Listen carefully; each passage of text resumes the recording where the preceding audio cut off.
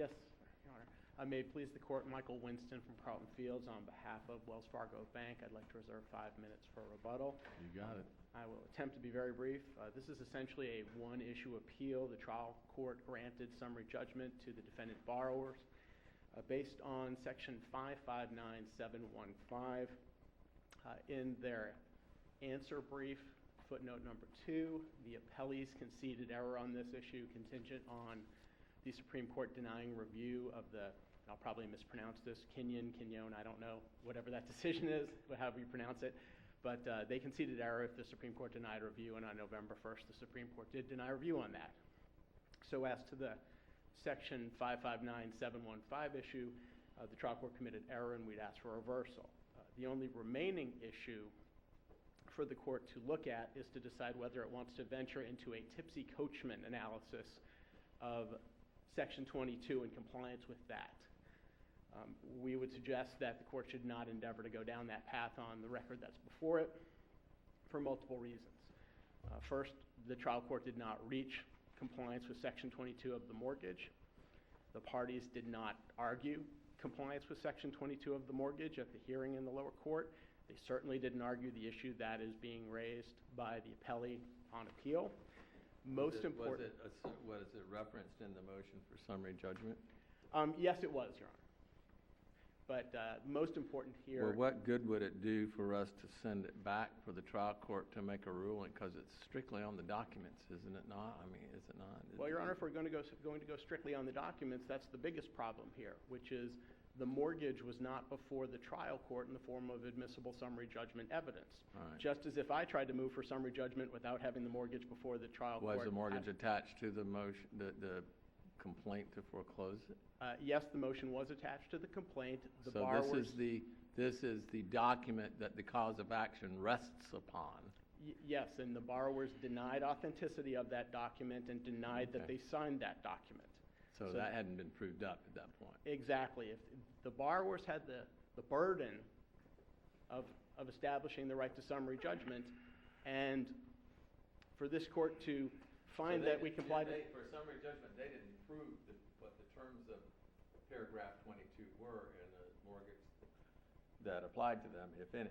Exactly, Your Honor. And for that reason alone, we don't think you could go down the tipsy coachman evaluation because the document wasn't properly before the trial court, and technically it's not properly before this court for a tipsy coachman argument.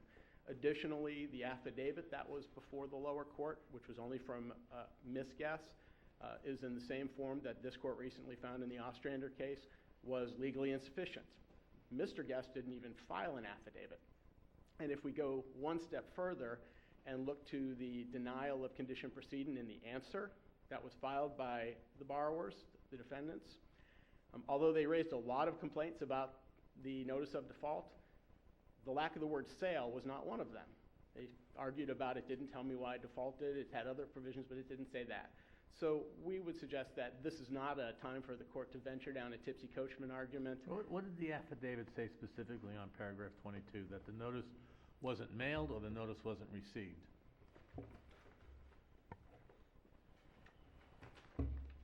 It's essentially the same form that the court addressed in the Ostrander case.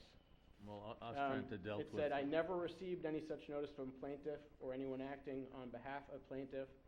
I never have been given any default or given any notice of any alleged default on my mortgage or an opportunity to cure said default. And then in terms of what the notice itself said, the affidavit only says the notice was supposed to include specific terms outlined in paragraph 22 of the mortgage. It doesn't say what terms, it doesn't attach the mortgage. We really can't tipsy coachman an affirmance on that affidavit. I would agree, Your Honor, and that's my point, which is this needs to be reversed and remanded. I don't think the defense is properly pled on this issue. The mortgage wasn't before the trial court. If they want to try again, they could certainly do it, but I don't believe a tipsy coachman analysis would be appropriate here. Unless the court has any questions, I'll save the remainder of my time for rebuttal. You got it, 5 minutes.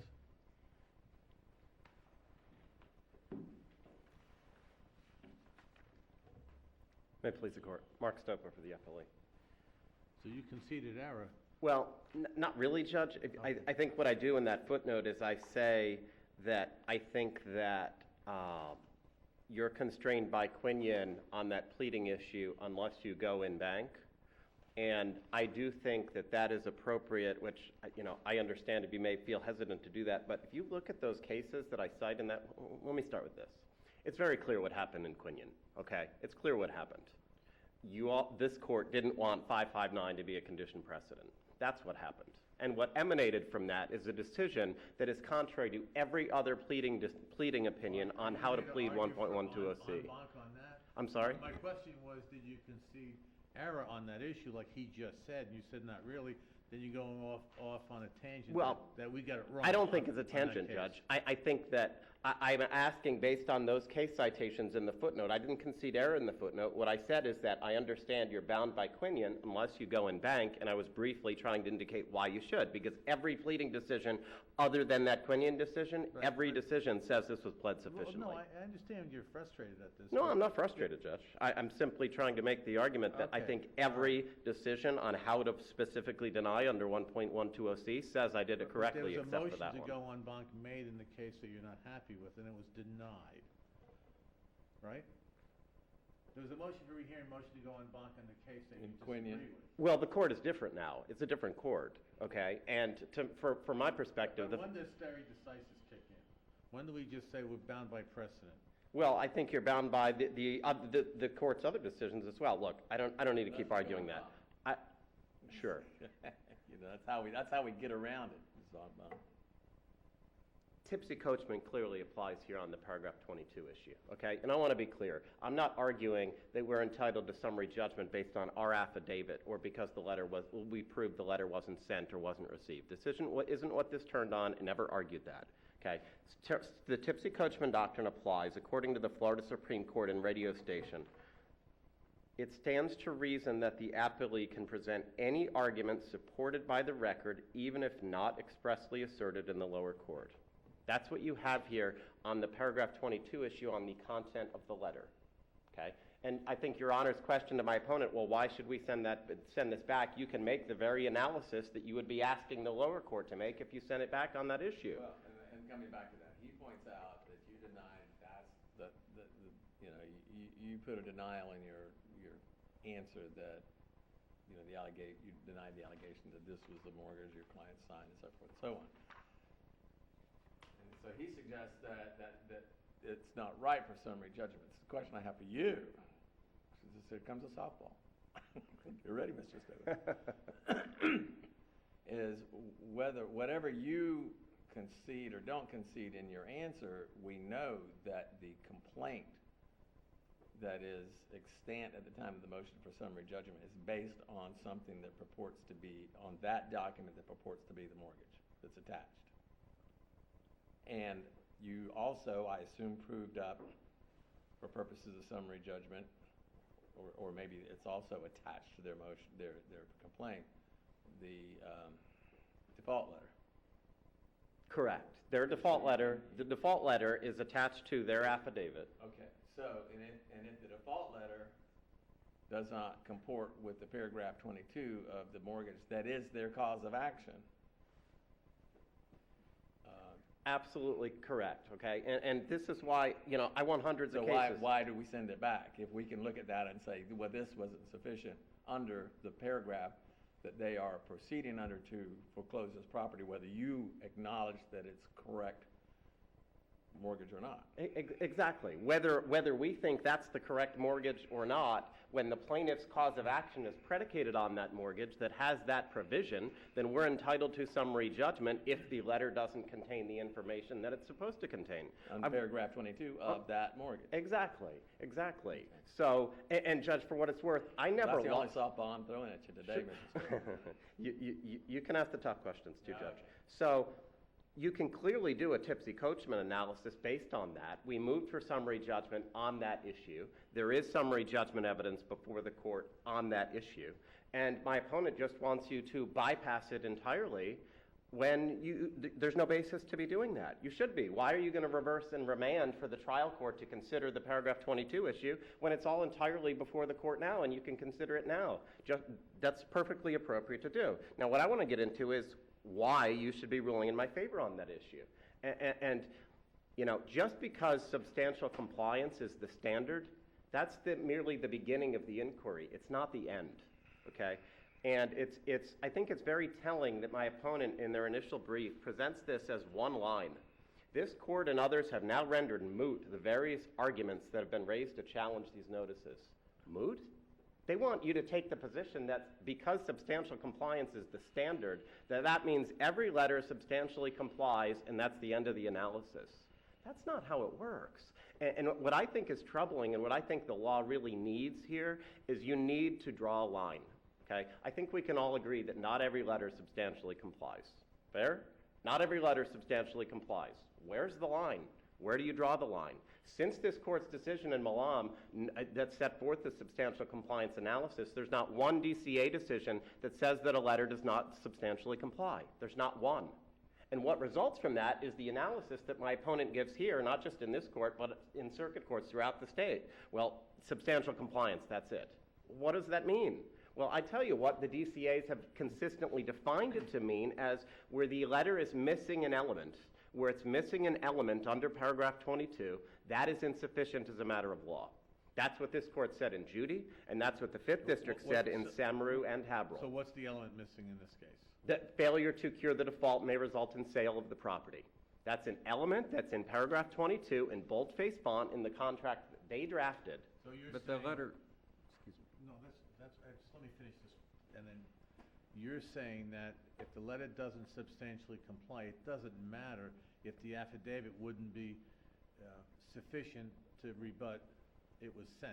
Absolutely. I didn't argue for summary judgment and didn't argue in the briefs here that based on my client's affidavit. Presume the letter was sent. Accept that it's sent. Accept what they said in their affidavit is true. Even if they sent the letter doesn't contain the information that paragraph 22 requires. It doesn't substantially comply because it's missing that element. Failure to cure the default may result in sale. Now, the 5th District, I think, is the one that spelled out this distinction the most clearly in the Vasilevsky case, where it distinguishes, even under a prejudice or substantial compliance analysis, distinguishes between those 22 letters where the information is basically there, like in Busquets, for instance. The letter said foreclosure proceeding and not foreclosure by judicial proceeding, and this court said, well, that's the same thing, because the information was there. It wasn't missing an entire element. And in Vasilevsky, the 5th District distinguished its Samaru decision, where they said, in Samaru, the letter was missing an entire element, the right to reinstate. So let me ask you this, because the letter isn't right in front of me. Is there information in the letter saying they're in default, and is there an amount?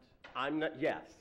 So the argument is the time frame. You got to fix it within 30 days. It's not in there. I'm not arguing that any other elements are missing, okay? For example, if the tender had been made on day 29 and rejected, we'd have a problem. If the tender had been made on day 31, we might have a problem if the letter said you had 30 days to cure the default, and that was left out. Right I'm or not wrong? sure I follow your question. I Well, don't I'm think... saying why the letter is only defective because it doesn't have a 30-day provision. No, the letter is defective because it doesn't say that failure to cure the default may result in sale of the property. can I bring to your attention, at least what I've got quotes in front of me from the letter, did contain, in quotes, please be advised that in the event of foreclosure, you will lose your interest in and the rights to the property. And in a separate place in the same letter, we may take steps to terminate your ownership in the property by foreclosure proceeding or other action to seize the home. So are you arguing that that does not satisfy the requirement that you're pointing out? I am, Judge, and I understand why you're asking that. That's what my opponent argues in the brief, okay? But understand that this is a contract drafted by the lender in bold font that said that the notice has to specify failure to cure the default may result in sale of the property. It didn't say that it can say failure to cure the default may divest you of ownership. Failure to cure the default may result in you losing the home. It said sale of the property, a judicial sale, a public auction, a sale. That's what the contract that they drafted requires, and it doesn't say that. So what you're doing... Your ownership interest and the sale are different things. Absolutely. There are ways to terminate an ownership interest in ways that aren't a sale, and so... And a sale also, public sale, foreclosure sale, gives you the right, gives the homeowner or mortgagor, former homeowner, the right to go bid, Sure. to at least get the, You did give me Deficient- another softball. I'm sorry? You did give me another softball, Judge. Oh, is that another one? Yeah, Yeah, damn. see?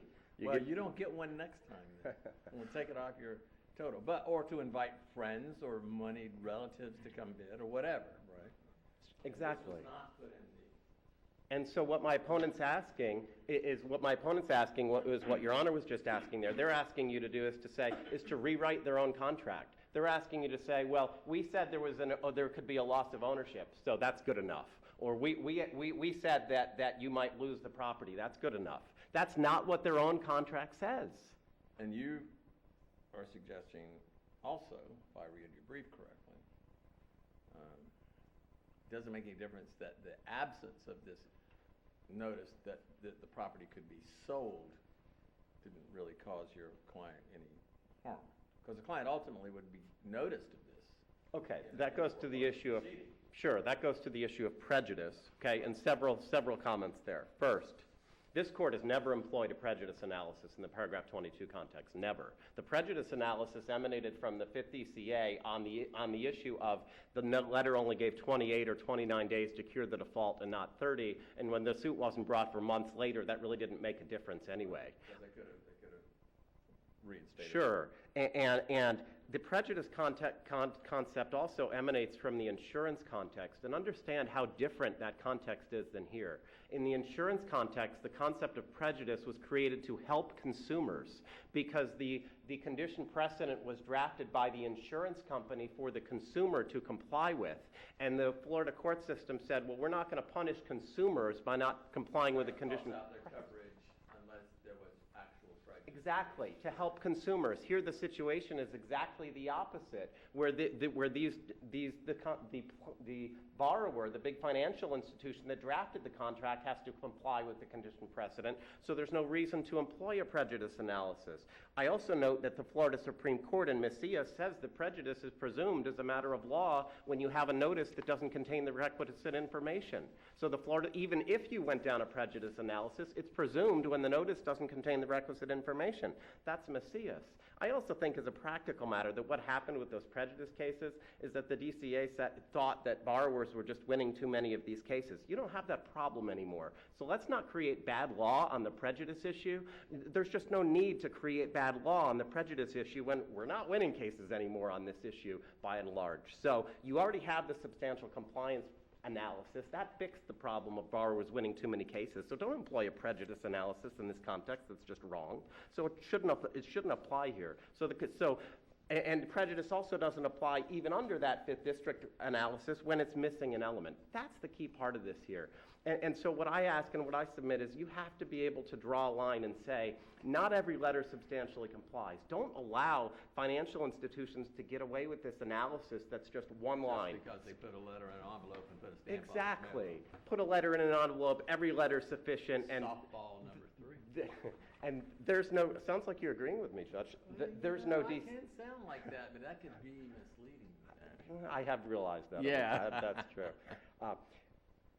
Not every letter substantially complies. We need that decision. We need one decision that we can point to circuit court judges and say, there is a line here. Draw a line somewhere. This is a good case to draw a line because there is an element missing. Not many letters have this. That's another point I want to make. Most Wells Fargo letters do have this element of sale. So you're not going to upset the entire industry or result in thousands of dismissals or having me back here 100 times on this.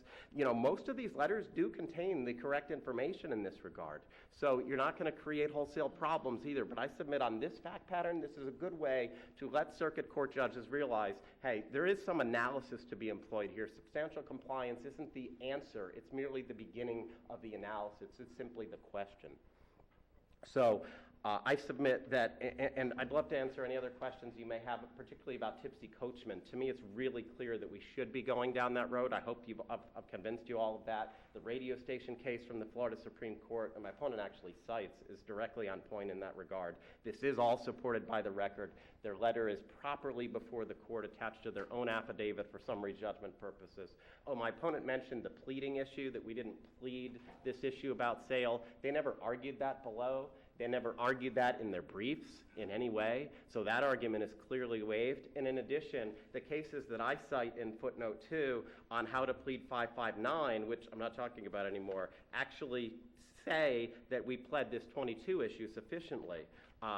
DeSalvo from this court is right on point. When we say, have a specific denial in our answer that they didn't comply with paragraph 22, numerous courts, including this one, have said that that is sufficiently pled. So they waived the issue by not arguing it below or in this court, and we did plead it sufficiently. So the pleading arguments should be rejected. Tipsy Coachman applies, and it's time for that decision that draws the line that says that substantial compliance isn't the end of the analysis. So I ask for those reasons that you affirm on that basis, unless there are any other questions. Thank you, Your Honors. Thank you.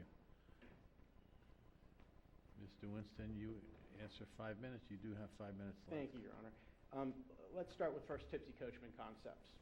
Keywords that you heard my opponent say is supported by the record. And in order to get there, you have to have, in the context of a summary judgment evidence to support the argument that you're making. Well, let's come back. He cannot, it's been a long time since I practiced, but can he move for summary judgment based on the documents that are attached to your complaint? Not if he denies the authenticity of them and says we didn't sign them. What he would need to do is perhaps either take a deposition or do a request for admission so that we admit the authenticity of the document, and therefore it's before the court in the proper format, the trial court in the proper format for it to be considered. Alternatively, have moved for judgment on the pleading? Probably Saying not. you filed this complaint and you attached a mortgage that you alleged to be the mortgage, and you attached the default letter that you allege that you sent. And the default letter that you allege does not comply with paragraph 22, which is in the mortgage. And aren't these paragraph 22s all the same? You know, pretty much. Not necessarily. There's Not a standard. necessarily. They're all pretty close. They always have to have these same elements in them, though, under FHA regs, right? There's a standard Fannie Freddie Fannie Mae, form Fannie document that's Freddie. been around for a while that has language, but there are Right. different versions of it Okay. and changes to it. In this case, the notice of default was not attached to the complaint. Because let me tell you, I mean, there's a tipsy coachman, and then there's a practicality that often the tipsy coachman really is aimed at us. Why bother to send it back and cost everybody more money if, what's going to be different about these documents? And the answer, Your Honor, is the moving party still has the burden of proof in the summary judgment hearing, Right. and they need to set forth summary judgment evidence.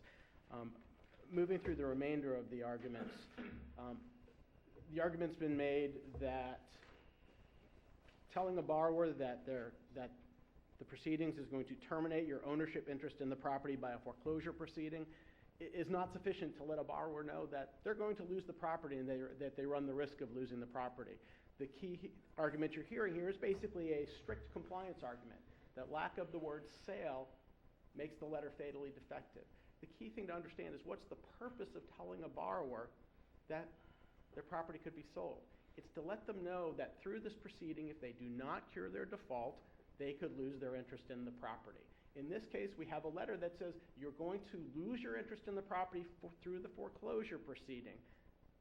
There is no affidavit saying, I didn't understand I could lose my property. I would have. But now we're getting into, harm, right? We're getting Yes, into and- prejudice.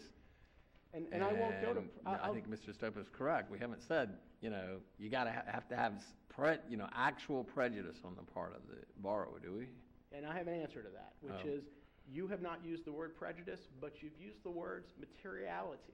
And materiality is evaluated through various factors, including prejudice. What if your letter had said, and your credit, doesn't say sale, doesn't say foreclosure, just your credit rating is gonna be really hurt because whatever reason. And we know it's because you're gonna have to suffer this mortgage foreclosure. Is that substantial compliance?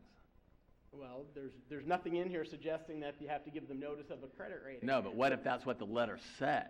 It didn't say sale, it didn't say you're gonna lose the property, it said you're gonna suffer really badly in your credit rating.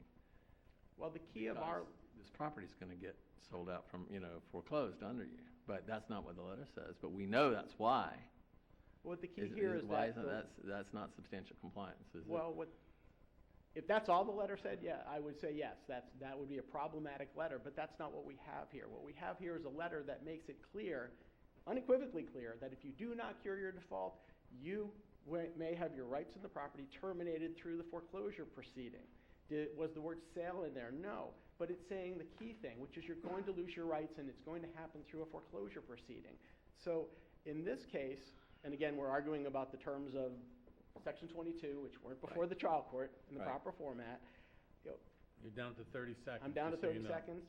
I'll say that the key thing, you're being asked to draw a line, and the key here is materiality. And you can use the word prejudice like the Fifth ECA did, but materiality is the key thing. And in order to establish materiality, you have to have an affidavit that shows you why any failure to comply is material. And in this case, we don't have that. We would ask that the court reverse and remand with instructions for the trial court to continue with the case. Thank you All right. very much. You got 2 seconds. Thank you. All I can say is it's nice to have a good old paragraph 22 case again. For a while, it was just all standing at inception. You know, now it's paragraph 22 again. So, you know, it's kind of nice. Happy to entertain that. Yes. Do I get in 3 softballs for the next time I'm here? You got it. I'll Okay, I'm gonna put that down. But Mr. Stopa, he overused I didn't get any at the end. I gave him more than his quota this time, so. Well, he didn't use all his time up. He left 2 minutes on the table. All right, gentlemen, safe journey. Thank you. Take care.